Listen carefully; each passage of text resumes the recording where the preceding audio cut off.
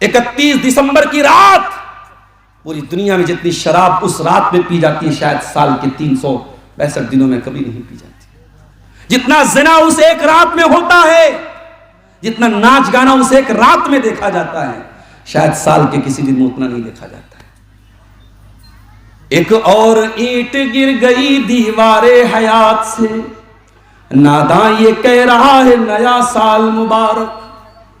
ارے تو اتنا نادان ہے, تجھ کو یہ بھی نہیں پتا کہ یہ جشن منانے کا موقع نہیں, یہ تو سوچنے کا موقع ہے, یہ تو رونے کا موقع ہے, یہ تو افسوس کرنے کا موقع ہے, یہ تو اپنے آپ کو جانچنے کا موقع ہے. اے اللہ, زندگی میں 1 سال اور کم ہو گیا, اپنی قبر سے 1 قدم اور قریب ہو گئے, اپنے انجام سے 1 قدم اور قریب ہو گئے. اے اللہ, کل تک 39 سال کے تھے, آج 40 سال کے ہو گئے, کل تک 42 سال کے تھے, آج 43 سال کے ہو گئے. اے اللہ, زندگی کا 1 سال اور کم ہو گیا. اے اللہ, اس موقع پر مجھے تو غور کرنا چاہیے کہ 1 سال میں نے کیا کھویا, کیا پایا, کون سی کمی اپنی دور کی, کون سی نئی چیز میں نے حاصل کی. یہ ہیپی نیو ایئر منا رہا ہے.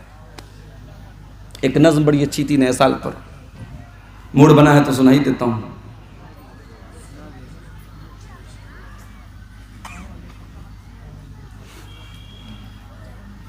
ہاں, نیا سال پر, ہاں سنیے. ناداں تیرے جیون سے ہے ایک اور گھٹا سال, ناداں تیرے جیون سے ہے ایک اور گھٹا سال, پھر کیوں تو مناتا ہے ہر ایک سال نیا سال. جو بات غلط ہے وہ چھپانا بھی غلط ہے, سچ ہے جی نیا سال منانا بھی غلط ہے. یہ نفس کا دھوکہ ہے, یہ شیطان کی ہے چال, پھر کیوں تو مناتا ہے ہر ایک سال نیا سال. 1 سال کے آنے پہ خوشی ہے تجھے انسان, لیکن تجھے اس بات کی پرواہ نہیں ناداں. آئے گا نہیں لوٹ کے, آئے گا نہیں لوٹ کے وہ گزرا ہوا سال, پھر کیوں تو مناتا ہے ہر ایک سال نیا سال, پھر کیوں تو مناتا ہے ہر ایک سال نیا سال. گھر بار میں غیروں کی طرح دیپ جلانا, گھر بار میں غیروں کی طرح دیپ جلانا, مہمان بلانا, نئے پکوان بنانا, اسلام میں جائز نہیں یہ رسم, اسلام میں جائز نہیں یہ رسم زدہ سال. ناداں تو مناتا ہے ہر ایک سال نیا سال. یہ سال گناہوں میں گزارا ہے مسلسل, یہ سال گزارا ہے گناہوں میں مسلسل, غفلت ہی میں سوتا رہا جعفر تو ہر ایک پل. یہ سال گناہوں میں گزارا ہے مسلسل, غفلت ہی میں سوتا رہا جعفر تو ہر ایک پل. اب نیکیاں کچھ کر لے تجھے پھر سے ملا سال, پھر کیوں تو مناتا ہے ہر ایک سال نیا سال. یہ عبرت کی چیز ہے میرے پیارے ساتھی, یہ غور کرنے کی چیز ہے کہ ہماری زندگی کے سے 1 سال اور کم ہونے جا رہا ہے اور ہم خوشی منا رہے ہیں, ہم جشن منا رہے ہیں. میرے پیارے ساتھیوں, ابھی میں نے 3 دن پہلے بنارس کی سڑکوں پر دیکھا کہ نوجوان رات میں 11 بجے پوری سپیڈ میں بائک چلا رہا ہے. اچھا, ہمارے مسلمان نوجوان ان سب چیزوں میں تھوڑا زیادہ نظر آتے ہیں. 11 بجے بائک چلا رہا ہے, کیا کر رہا ہے صاحب؟ رائیڈر ہے, رائیڈر فل سپیڈ میں. اچھا, وہ بائک بھی مہنگی والی گاڑیاں لوگ چلاتے ہیں, وہ نارمل بائک نہیں ہوتی, اسپورٹس بائک ہوتی ہے, بلٹ ہوتی ہے. پوری سپیڈ میں, کوئی 100 کی سپیڈ میں چلا رہا, کوئی 120 کی سپیڈ میں چلا رہا ہے. اپنی جان کو بھی خطرے میں ڈال رہا ہے, دوسروں کی جان کو بھی خطرے میں ڈال رہا ہے. ارے نادان, یہ زندگی ایک بار چلی جائے گی تو دوبارہ نہیں ملے گی. اپنی جان کو خطرے میں نہ ڈال. یہ زندگی اللہ کی امانت ہے, یہ جوانی اللہ کی امانت ہے. اسے نمائش میں نہ گزار, اسے عیاشیوں میں نہ گزار. اس جوانی کا حساب دینا پڑے گا تجھے. اللہ کے پیارے نبی فرماتے ہیں, نعمتان مغبون فیہما کثیر من الناس، دو نعمتیں ایسی ہیں جن کی لوگ قدر نہیں کرتے، جن کے بارے میں لوگ دھوکے میں پڑے ہوئے ہیں۔ دو نعمتیں ایسی ہیں سب کو ملتی ہیں لیکن لوگ قدر نہیں کرتے، لوگ دھوکے میں پڑے ہوئے ہیں۔ نمبر ایک الصحت، و صحت کی تندرستی کی دولت۔ شوگر ہو گیا، چلو بھیا چکن نہیں کھا سکتے، رسگلہ نہیں کھا سکتے، مشٹی نہیں کھا سکتے۔ ہمیں کبھی آپ کے علاقے سے جاتا ہوں تو ہمارے گھر والے پوچھتے ہیں بہار بنگال میں کیا خاص بات ہے؟ میں نے کہا ادھر مٹھائی بہت اچھی ملتی ہے۔ کلیا چک میں کبھی کبھی گیا تو گرم گرم بالکل جو ہے کھجور کے گڑ کی جو مٹھائی وہاں ملتی ہے بڑی زبردست ہوتی ہے، میں کبھی جاتا ہوں تو ضرور اس کو خرید دیتا ہوں گھر کے لیے۔ اب لیکن آپ سوچئے اتنی بڑی نعمت ہے اور آپ محروم ہو جاتے ہیں۔ اسی لیے 40 سال کے جب لوگ ہو جائیں تو ڈاکٹر لوگ کہتے ہیں کہ میٹھا تھوڑا کم کر دو بھائی، ورنہ شوگر ہونے کا ڈر زیادہ رہتا ہے۔ اچھا جس کو شوگر ہو جاتا ہے وہ چائے تو پیے گا بغیر چینی والی، اسے پوچھو چائے پیو گے؟ ہاں پییں گے۔ کون سی؟ بنا چینی کی۔ اور مٹھائی گپا گپ کھائے گا۔ یہ عجیب بات ہے، جس چیز سے انسان کو روکا جاتا ہے اس کی محبت اس کے دل میں پیدا ہو جاتی ہے۔ آج تندرستی ہے، کل ہوگی کہ نہیں ہوگی گارنٹی نہیں۔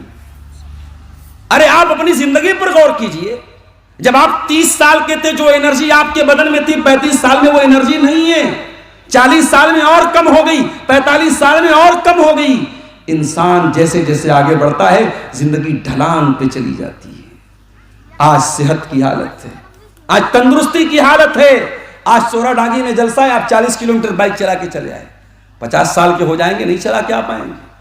آج تندرستی ہے، اس کی قدر کر لو میرے ساتھیوں، کل یہ تندرستی دوبارہ نہیں ملے گی۔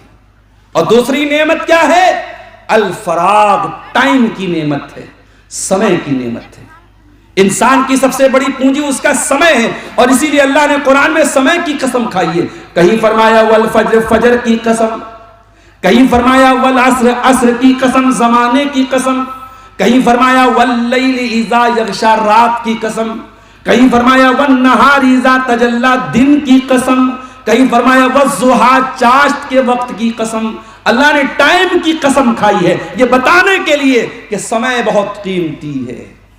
اور ایک آدمی مارکیٹ میں برف بیچ رہا تھا اور صبح کو برف لے کے نکلا، دوپہر ہو گئی، کسٹمر نہیں آ رہا ہے اور برف برابر پگھل رہی تھی، تو بیچارہ چلانے لگا اور کہنے لگا او لوگو میرا برف خرید لو اس سے پہلے کہ میرا کیپٹل گل جائے، میری پونجی سماپت ہو جائے، میری پونجی ختم ہو جائے، شیش ہو جائے، وہ لوگوں میرا برف مجھ سے خرید لو۔ سلف کہتے ہیں اس انسان کو دیکھ کر ہمیں قرآن کی سورت کا مطلب سمجھ میں آیا، والعصر ان الانسان لفی خسر، زمانے کی قسم انسان بہت بڑے گھاٹے میں ہے۔ انسان کی سب سے بڑی پونجی اس کا سمے ہے میرے پیارے ساتھی۔ اللہ کے نبی فرما رہے ہیں کہ اکثر لوگ سمے کا غلط استعمال کرتے ہیں، وقت کا غلط استعمال کرتے ہیں۔ آج کیا عالم اور کیا جاہل، کیا جوان کیا بوڑھا، سب کے ہاتھ میں موبائل اور سوشل میڈیا کا ایسا دور آ گیا، ایک فوٹو ڈالا تو انتظار کر رہا ہے کتنے لائک ملے، ایک ویڈیو ڈالا تو دیکھ رہا ہے کتنے لوگوں نے اس پر لائک کا ایموجی ڈالا ہے، ایک کو میسج کر کے دیکھ رہا ہے ریپلائی آیا کہ نہیں آیا۔ ارے جتنا تو لوگوں کے لائک کی پرواہ کر رہا ہے اتنا اگر تو اللہ کے لائک کی پرواہ کرتا کہ اللہ تجھ کو لائک کرتا ہے کہ نہیں کرتا ہے تو شاید تو لائق ہو جاتا۔ تجھے اللہ کے لائک کی فکر نہیں، لوگوں کے لائک کی فکر ہے۔ ارے لوگ آج تجھے فیس بک پر لائک کر رہے ہیں، کل مرے گا لوگ کہیں گے مرحوم بڑے اچھے آدمی تھے، بس تیرے گاؤں والے تیری مٹی میں آئیں گے، زندگی میں کبھی تیری تعریف نہیں کی، جب قبر پہ مٹی دینے آئیں گے ہاتھ جھاڑ کے کہیں گے آدمی بھالو چھیلو، مانوش بالی چھیلو، آدمی اچھا تھا۔ لوگ آپ کی تعریف کرنے کے لیے آپ کے مرنے کا ویٹ کر رہے ہیں، ایسے لوگوں کے لیے آپ اپنی زندگی کو برباد کر رہے ہیں۔ اسی لیے اللہ کے رسول فرماتے ہیں من التمس رضا اللہ بسخط الناس، جو اللہ کو راضی کرے گا، چاہے لوگ بھاڑ میں جائیں، لوگ ناراض ہو جائیں، اللہ کو راضی کرے گا، کفاہ اللہ مؤونۃ الناس، تو اللہ اس کے لیے کافی ہو جائے گا۔ اور جو اللہ کو ناراض کر کے لوگوں کو راضی کرنے کی کوشش کرے گا، وکلہ اللہ الی الناس، تو اللہ تعالیٰ لوگوں کے حوالے اس کو کر دے گا۔ آپ جانتے ہیں ہمارے بھارت میں اگر آپ کسی بچے کو گود لے لیتے ہیں تو بھارت کا قانون کیا کہتا ہے کہ وہ آپ کی سنتان مانا جائے گا، آپ کا بیٹا مانا جائے گا۔ لیکن اسلام میں آپ اگر کسی بچے کو پال لیتے ہیں یا اپنا بیٹا بول لیتے ہیں، منہ بولا بیٹا مان لیتے ہیں، تو آپ کے مان لینے سے وہ آپ کا بیٹا نہیں ہو جائے گا۔ یہ اسلام کا قانون ہے۔ اب بہت غور سے سنیے گا، اللہ کے نبی نے حضرت زید کو پالا، ان کو منہ بولا بیٹا بنا لیا، بیٹے کی طرح حضرت زید اللہ کے رسول کے گھر میں رہتے تھے۔ اتنی زیادہ محبت اللہ کے رسول صلی اللہ علیہ وسلم حضرت زید سے کرتے تھے کہ حضرت زید کے باپ کا لوگ نام نہیں لیتے تھے بلکہ زید ابن محمد کہتے تھے ان کو۔ زید کی شادی ہوتی ہے کس سے؟ حضرت زینب بنت جہش سے، جو اللہ کے رسول کی پھوپھی کی بیٹی تھی۔ زید بھی بہت اچھے خاندان کے تھے، لیکن کسی زمانے میں ڈاکوؤں نے پکڑ کر کے غلام بنا کے بیچ دیا تھا، تو مکے میں لوگ ان کو غلام سمجھتے تھے۔ جب اللہ کے نبی نے زید کی شادی اپنی پھوپھی کی بیٹی سے کرا دی تو یہ رشتہ زیادہ دن تک نہیں چل پایا۔ اسی لیے علماء کہتے ہیں کہ رشتہ کرو تو ایسی جگہ رشتہ کرو جہاں آپ کا مزاج تال میل کھا جائے۔ آپ بہت پیسے والے ہیں اور آپ بہت غریب فیملی میں شادی کریں گے، تال میل تھوڑا مشکل ہو جائے گا۔ آپ گاؤں کے ہیں، شہر کی لڑکی لے کے آ جائیں گے، تال میل تھوڑا مشکل ہو جائے گا۔ اپنے ماحول میں، اپنے ایٹماسفیئر میں، اپنے کلچر میں شادی کرنا بہتر ہے اگر دینداری ہے تو، تاکہ تال میل کھا جائے، کیونکہ رشتہ جب ہوتا ہے تو تال میل کا ہونا بہت ضروری ہے۔ زید بھی بہت نیک انسان ہے، زینب بھی بہت نیک عورت ہے، مگر تال میل نہیں ہو پا رہا تھا۔ اب حضرت زید کے دل میں خیال آیا کہ میں طلاق دے دوں۔ حضرت زید اللہ کے نبی کے پاس آتے ہیں اور کہتے ہیں اللہ کے نبی میں زینب کے ساتھ نہیں رہ سکتا، میں طلاق دینا چاہتا ہوں۔ اللہ تعالیٰ کی طرف سے یہ بتا دیا گیا کہ اے اللہ کے رسول، زید اپنی بیوی کو طلاق دے دیں گے، اور جب وہ طلاق دے دیں گے اور زینب کی عدت پوری ہو جائے گی تو اے میرے رسول آپ کو اس عورت سے شادی کرنی ہوگی، تاکہ دنیا سے یہ رسم ختم کر دی جائے کہ اگر کوئی منہ بولا بیٹا ہے تو وہ سگا بیٹا نہیں ہے، کیونکہ سگا بیٹا ہوتا تو سگے بیٹے کی بیوی تو بہو ہوتی ہے اور بہو سے سسر کی کبھی شادی نہیں ہو سکتی۔ زید کی مطلقہ بیوی سے اللہ کے رسول کا نکاح اللہ تعالیٰ نے کرنے کا حکم دیا تاکہ اس رسم کو توڑ دیا جائے، اس رواج کو توڑ دیا جائے۔ لیکن اللہ کے نبی کو ڈر پیدا ہوا کہ لوگ کیا کہیں گے، لوگ کیا کہیں گے۔ لوگ تو ڈائریکٹ یہی بولیں گے کہ محمد رسول اللہ نے اپنی بہو سے شادی کر لی۔ اللہ کے نبی کے پاس زید آئے، زید نے کہا اللہ کے نبی میں طلاق دینا چاہتا ہوں اپنی بیوی کو۔ آپ نے فرمایا امسک علیک زوجک واتق اللہ۔ آپ نے کہا اے زید اپنی بیوی کو طلاق مت دے، اس کو نکاح میں باقی رکھ، وَتُخْفِي فِي نَفْسِكَ مَا اللَّهُ مُبْدِي۔ اور اے نبی آپ کو پتا تھا کہ طلاق ہو جائے گی اور آپ کو شادی کرنی ہوگی زینب سے، لیکن آپ اپنے دل میں اس بات کو چھپا رہے تھے۔ وَتَخْشَى النَّاسَ۔ اور اے میرے نبی آپ لوگوں سے ڈر رہے تھے۔ کبھی زندگی میں اللہ کے نبی لوگوں سے نہیں ڈرے، اس موقع پر لوگوں کا ایک ڈر آپ کے دل میں پیدا ہوا کہ لوگ کیا کہیں گے۔ اللہ نے فرمایا وَاللَّهُ أَحَقُّ أَن تَخْشَىٰ۔ اے میرے نبی لوگوں سے مت ڈریے، اللہ سے ڈریے، اللہ زیادہ حقدار ہے کہ اللہ سے ڈرا جائے۔ لوگوں کی پرواہ مت کرو، جب مسئلہ دین کا آ جائے، شریعت کا آ جائے تو اللہ نے جو کہا ہے اس پر عمل کرو، لوگوں کی پرواہ مت کرو۔ نبی نے شادی کر لی حضرت زینب سے۔ اب صاحب باتیں بننے لگی۔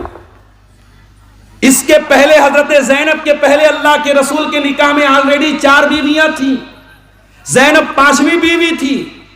لوگوں نے کہا صاحب یہ رسول تو بڑے عجیب، یہودیوں نے کہا یہ رسول تو بڑے عجیب رسول ہے، یہ اپنے ماننے والوں کے لیے انہوں نے الگ قانون بنایا، اپنے لیے الگ قانون بنایا، یہ تو صاحب 4 کے بعد 5ویں شادی کر رہے ہیں۔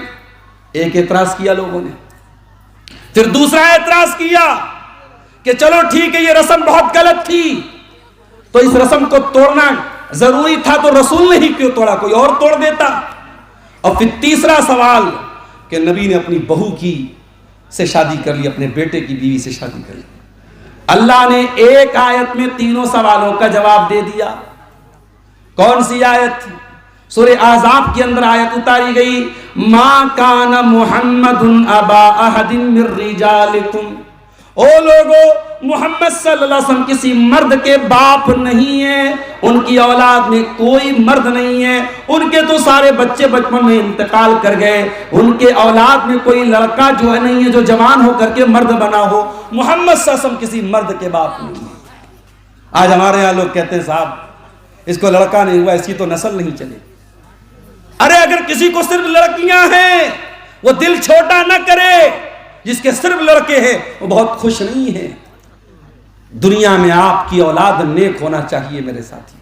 اگر آپ کو صرف اللہ نے بیٹیاں دی ہیں اپنی قسمت میں ناز کیجئے، نبیوں کو اللہ نے بیٹیاں دی ہیں، نبیوں کو اللہ نے بیٹیوں کا باپ بنایا ہے۔ ہمارے آخری نبی 4 بیٹیوں کے باپ تھے۔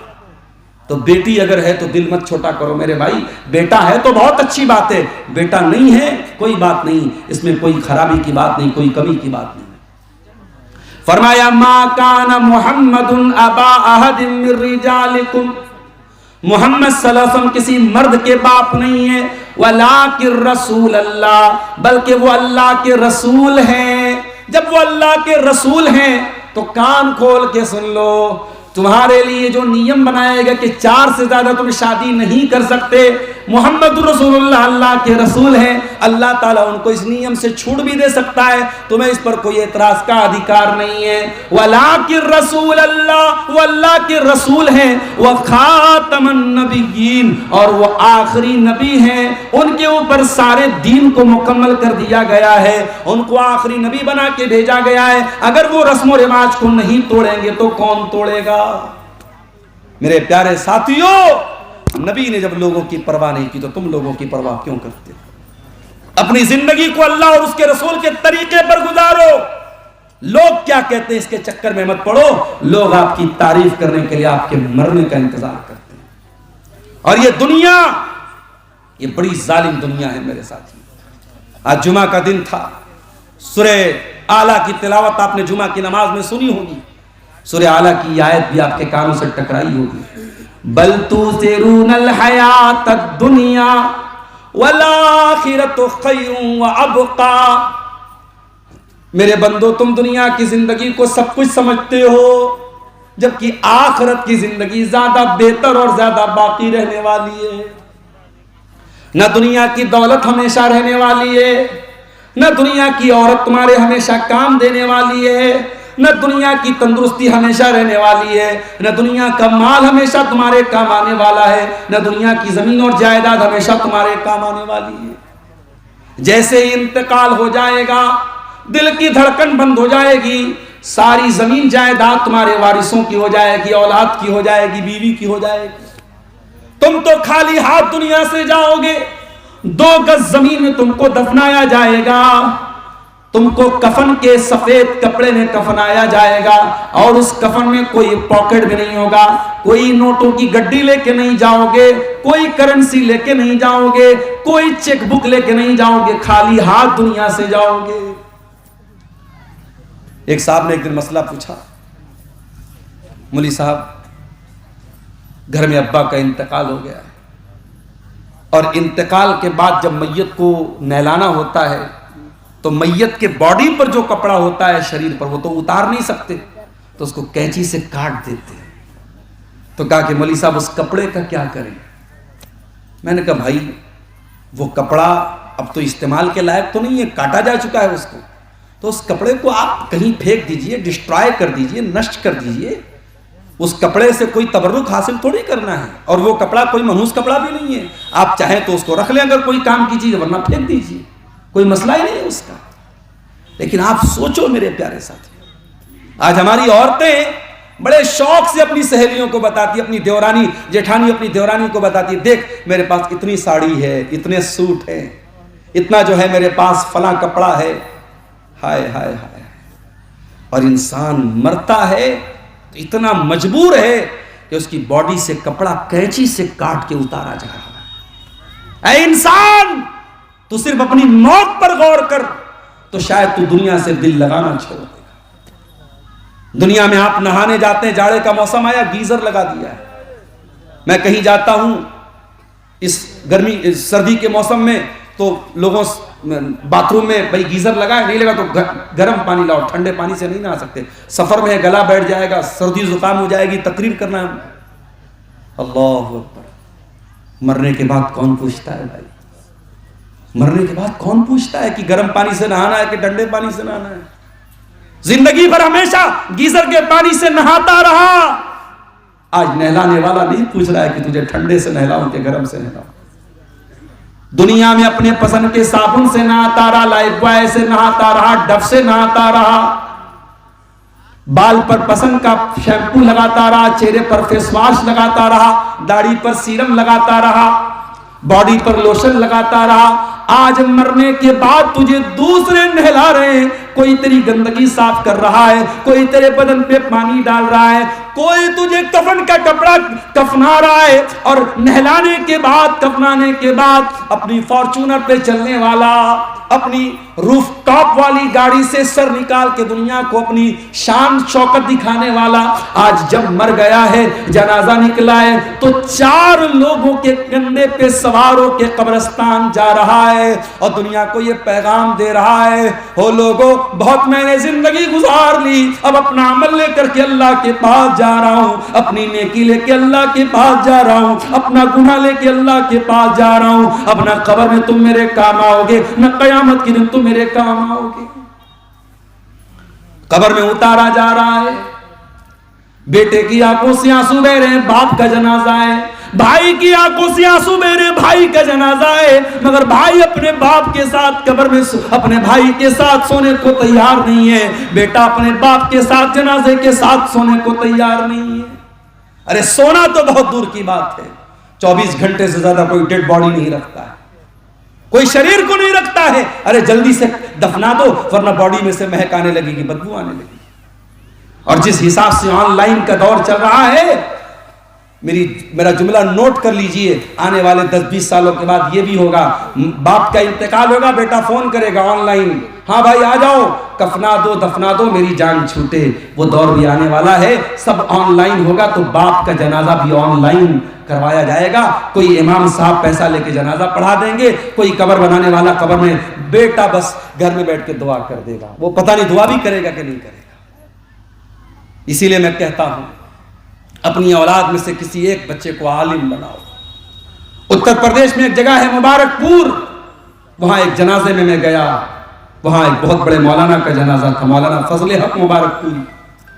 ان کے 5 بیٹے ہیں، سب عالم ہیں ماشاءاللہ.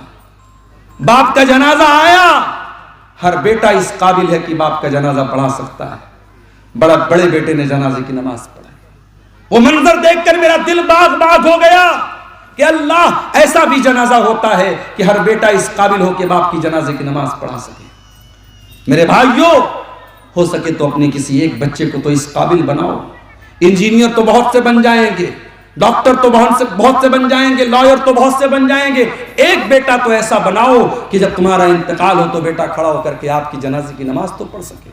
جب دعا کے لیے ہاتھ اٹھائے تو کم سے کم یہ کہہ سکے رب ارحمہما کما ربیانی صغیرا، پروردگار میرے ماں باپ پر رحم فرما، انہوں نے بڑی محبتوں سے مجھ کو پالا تھا.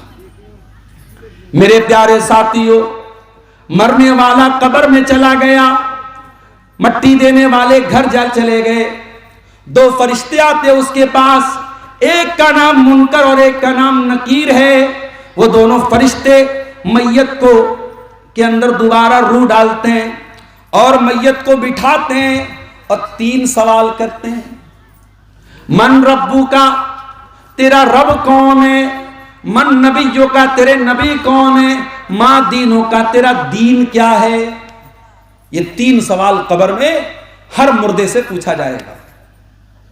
اب اگر بندہ مومن ہوگا اور پکا توحید والا ہوگا، صحیح عمل کرنے والا ہوگا، وہ کہے گا میرا رب اللہ ہے، میرا دین اسلام ہے اور میرے نبی محمد صلی اللہ علیہ وسلم ہے. فرشتہ پوچھے گا تجھے ان 3 سوالوں کا جواب کیسے پتا چلا؟ بندہ کہے گا قرأت کتاب اللہ فآمنت بہ وصدقت بہ، میں نے اللہ کی کتاب کو پڑھا تھا، میں نے قرآن کو پڑھا تھا. I have knowledge of the قرآن، میرے پاس قرآن کا علم تھا. پتہ یہ چلا سائنس قبر میں کام نہیں آئے گی، میتھمیٹکس قبر میں کام نہیں آئے گی، جغرافیہ کی کتابیں قبر میں کام نہیں آئیں گی، وگیان کی کتابیں قبر میں کام نہیں آئیں گی. قبر میں اگر کام آئے گا تو قرآن اور حدیث کا علم کام آئے گا، جس کو ہم اور آپ حقیر سمجھتے ہیں. یہ قرآن اور حدیث کا علم حقیر مت سمجھو میرے ساتھیوں، یہ قبر میں بھی آپ کے کام آئے گا اور قیامت کے دن میدان محشر میں بھی کام آئے گا. اور میرا جملہ نوٹ کر لو، اپنے بچوں کو دین سکھاؤ میرے ساتھیوں.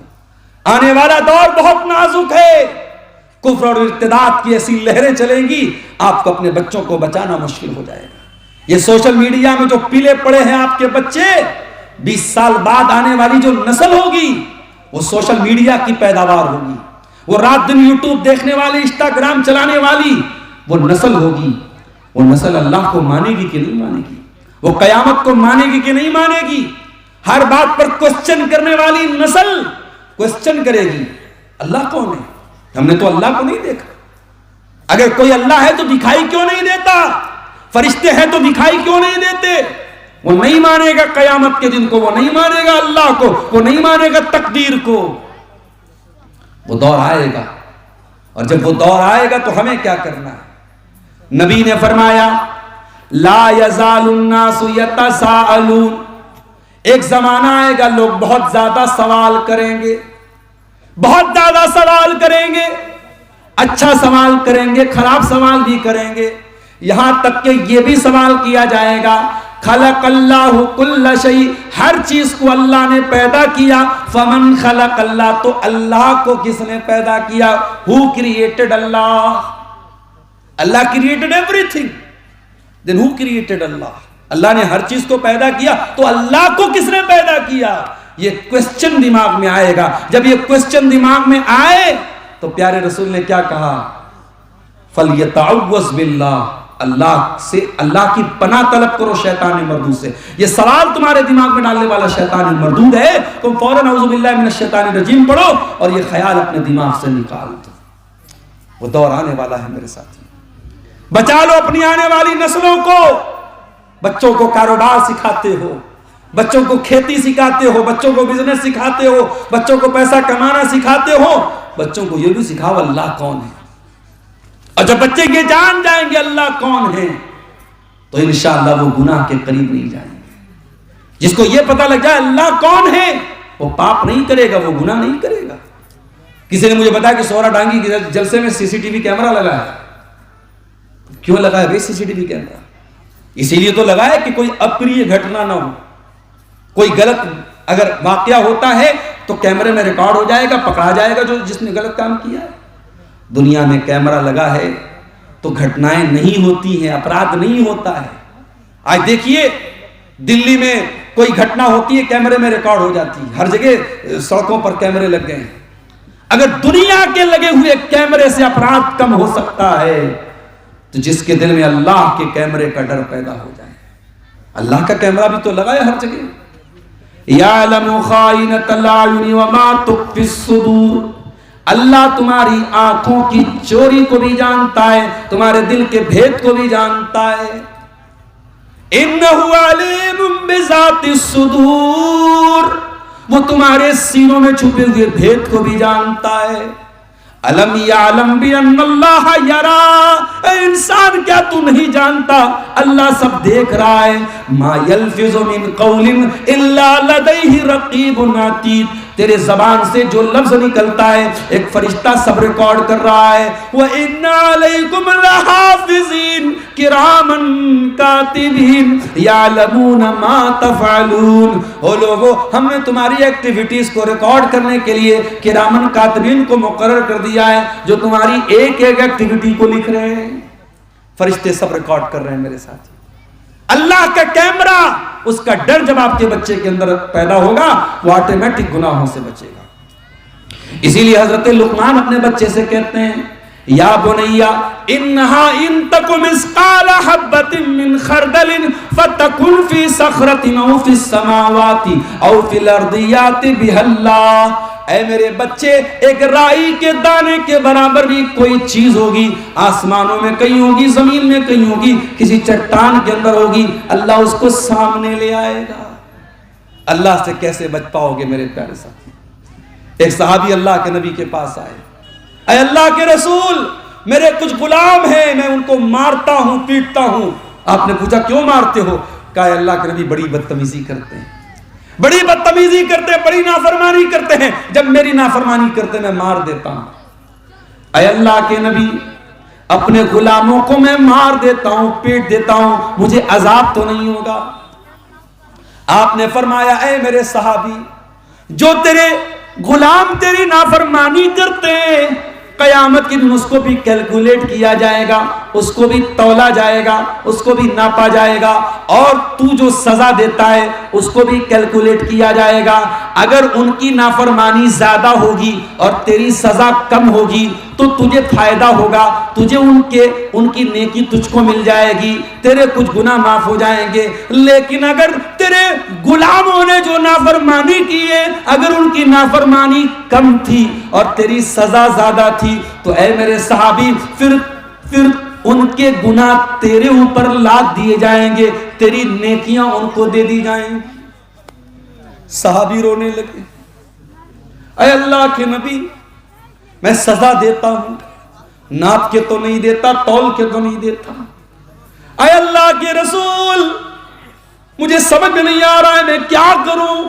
وہ غلام ہیں، وہ غلطی کرتے، نافرمانی کرتے، میں سزا دے دیتا ہوں، اور آپ اتنی خطرناک بات کر رہے ہیں، اتنا بڑا رسک میں کیسے لے سکتا ہوں. صحابی دہاڑے مار مار کے رونے لگے اور کہنے لگے اے اللہ کے نبی، میں آپ کو گواہ بنا کے کہتا ہوں میں ان کو آزاد کر رہا ہوں، میں اتنا بڑا رسک نہیں لے سکتا، میں اتنا بڑا خطرہ نہیں لے سکتا. اے اللہ کے نبی، میرے پاس کوئی چارہ نہیں، میں ان کو آزاد کرتا ہوں.